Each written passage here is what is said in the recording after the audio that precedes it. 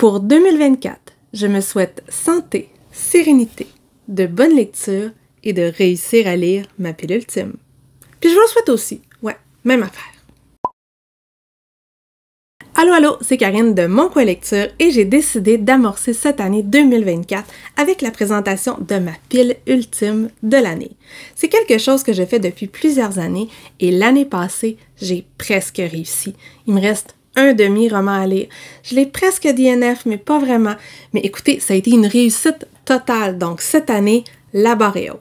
Comment je choisis ces livres-là? En fait, c'est que je vais prendre des livres qui me tentent depuis longtemps, des livres qui me font peur, ou encore des livres que j'ai découverts cette année et que je veux vraiment lire là, maintenant, avant que l'envie me passe. Tu sais, je suis une fille volage comme ça, moi. L'année dernière, il y avait plusieurs classiques, plusieurs gros livres. Cette année, c'est un peu un mix de la même chose. C'est pour la plupart des livres qui sont ici dans ma pile. En fait, ce sont tous des livres qui sont dans ma pile, mais ma pile est rendue là-bas, fait que je vais pas aller les chercher. Vous avez pas vu, là, mais j'ai fait du ménage. C'est tellement beau autour de moi, c'est magnifique. Mais là, je vais plus rien sortir pour que ça reste en ordre. Au moins 3 jours. Faut que je me laisse une chance. Comme l'année dernière, j'ai sélectionné 12 livres. En plus, l'année passée, je me suis servi de cette liste-là pour les Nuits du hasard chez Séverine. C'est peut-être pour ça que je les ai lus, en fait. J'aurais dû en choisir que je pouvais lire dans une soirée, hein. Ça aurait été brillant. Ouais, ça aurait été brillant. Sauf que je suis pas toujours brillante, faut croire. Donc, je vous présente ça, je vous dis rapidement pourquoi je les ai choisis et moi je dis qu'en bas, on va faire un pari combien je vais lire d'ici la fin de l'année. On va commencer cette liste avec un petit Virginia Woolf que je n'ai pas lu. C'est une autrice que j'aime beaucoup, j'ai lu beaucoup de choses d'elle, mais je réalise que je n'avais pas lu 2 de ses ouvrages principaux, c'est-à-dire La promenade au phare que j'ai lu l'année dernière et Une chambre à soi. Donc, cette année, ce sera l'année où je lirai Une chambre à soi. Ça parle d'écriture, ça parle du besoin de s'isoler pour écrire, ça parle du besoin surtout pour une femme d'avoir son endroit à elle. Du moins, je pense parce que je l'ai pas lu, mais j'ai déjà hâte de retrouver la plume et le style d'écriture de Virginia Woolf, donc ça devrait être lu en 2024. J'ai espoir. Ensuite, un roman qui me fait vraiment peur, c'est Les Bienveillantes de Jonathan Little. Il a gagné le Goncourt il y a quelques années. Je commençais à bloguer. Ou ça faisait juste quelques années. Ça fait longtemps. J'ai plusieurs de mes amis qui ont adoré ce roman-là, mais moi, je voyais son épaisseur et le thème, surtout le thème, et je me disais, non, je peux pas lire ça, je peux pas.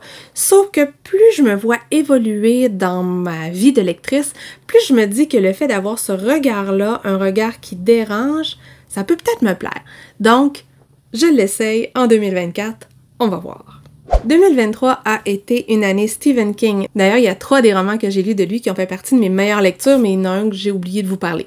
C'est pas grave, je vous en avais parlé avant dans l'année. Et cette année, je voudrais découvrir Le Dôme parce que je suis curieuse. C'est-à-dire que c'est l'histoire d'une ville qui se réveille un matin et elle est prise en dessous d'un dôme, elle peut plus sortir. Ce dôme-là est indestructible et les habitants vont se retrouver livrés à eux-mêmes. J'imagine que les petits politiciens vont s'en donner à cœur joie.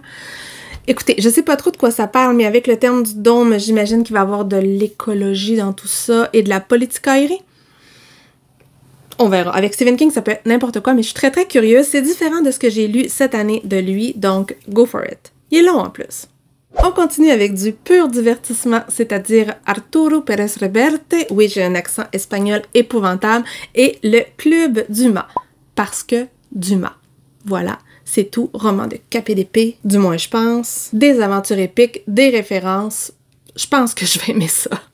Ensuite, un auteur français que j'aime beaucoup, c'est Barbé d'Aurevilly. J'ai adoré Les Envoûtés, j'avais trouvé ça magnifique et je veux cette année lire Les Diaboliques, que je n'ai pas lu, mais plein de mes amis l'avaient lu au secondaire puis avaient beaucoup aimé ça. Donc, si c'est correct pour un jeune du secondaire, la vieille que je suis devrait être capable de l'apprécier à sa juste valeur. Donc, je vais lire celui-là, puis ça doit pas être long. Ça doit pas être long, je vérifie. En fait, complètement des patates, la fille, ça a 400 pages, mais c'est pas si long que ça, et je vais le lire!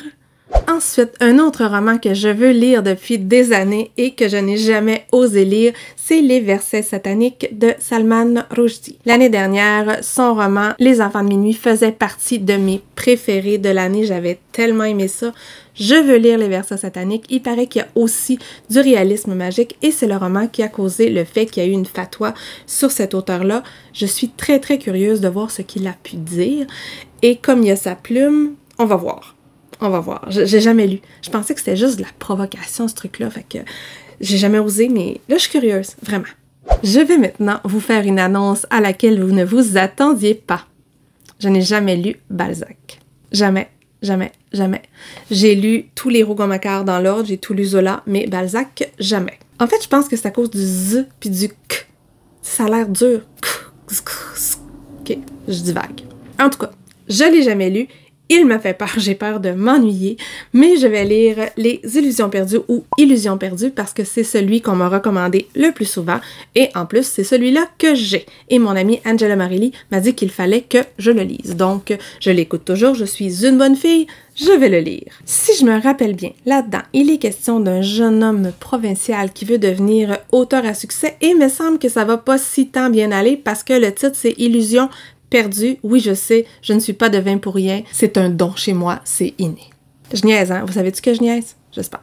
En plus de ça, je me suis laissée tenter parce que l'année dernière, j'ai lu Martin Eden qui est un peu sur le même thème, mais peut-être pas tout à fait, mais j'ai le goût de comparer les deux. Il paraît que c'est mal de comparer les œuvres, mais moi je peux pas m'en empêcher d'essayer de voir les différences, la façon dont le thème est traité, ça m'intéresse toujours énormément.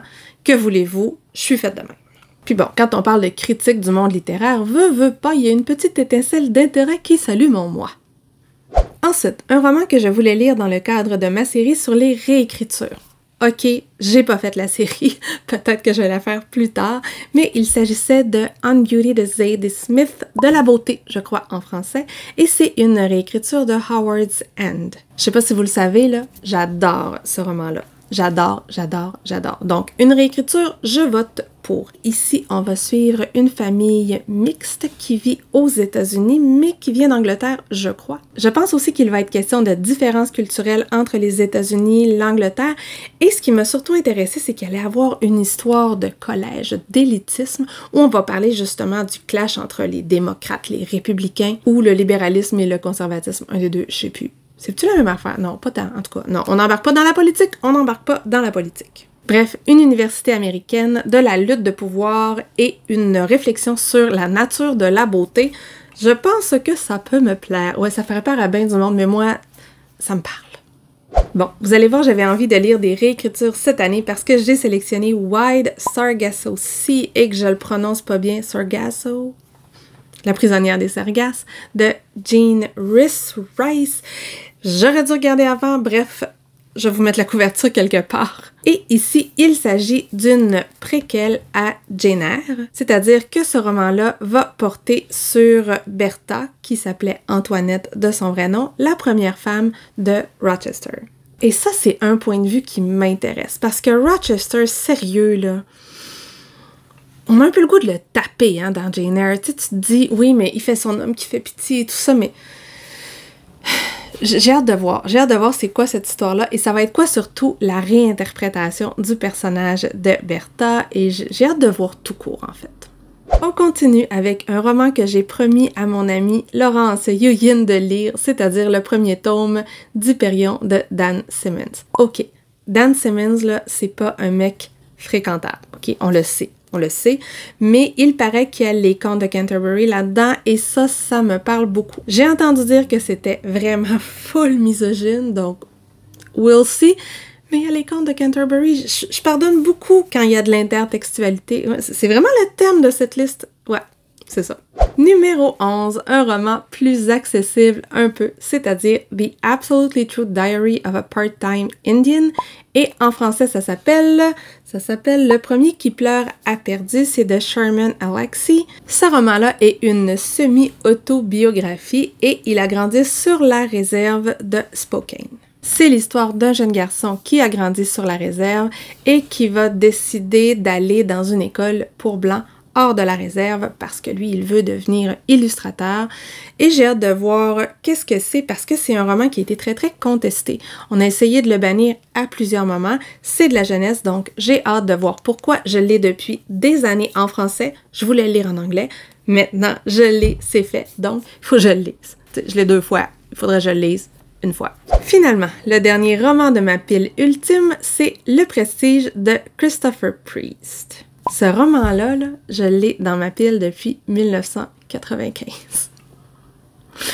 En grand format. C'est ça.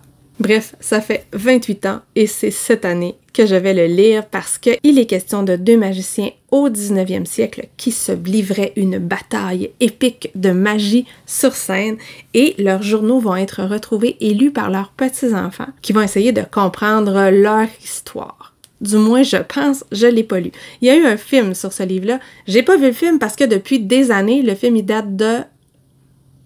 il doit avoir 20 ans. Ça fait depuis qu'il est sorti que je dis que je veux lire le livre avant. C'est tellement moi. C'est tellement moi. Bref, peut-être que cette année, je vais voir le film. Qui sait? Alors voilà, c'était ma pile ultime pour 2024. Est-ce qu'il y a des choses que vous avez lues là-dedans? Est-ce qu'il y a des choses que vraiment vous avez adorées ou détestées? Dites-moi tout, là, ça me découragera pas même si vous l'avez détesté. Est-ce que vous faites ce genre de défi, c'est-à-dire de vous mettre une série de livres que vous voulez vraiment lire pendant l'année? Si vous êtes encore là, vous pouvez mettre un petit emoji 100% parce que je vis d'espoir et je dis que je vais lire 100% de ces livres en 2024. Vous pouvez également liker la vidéo, la partager ou, soyons fous, vous abonner à ma chaîne si mon contenu vous intéresse. Et sur ce, je vous souhaite une bonne fin de journée, de bonnes lectures et à la prochaine!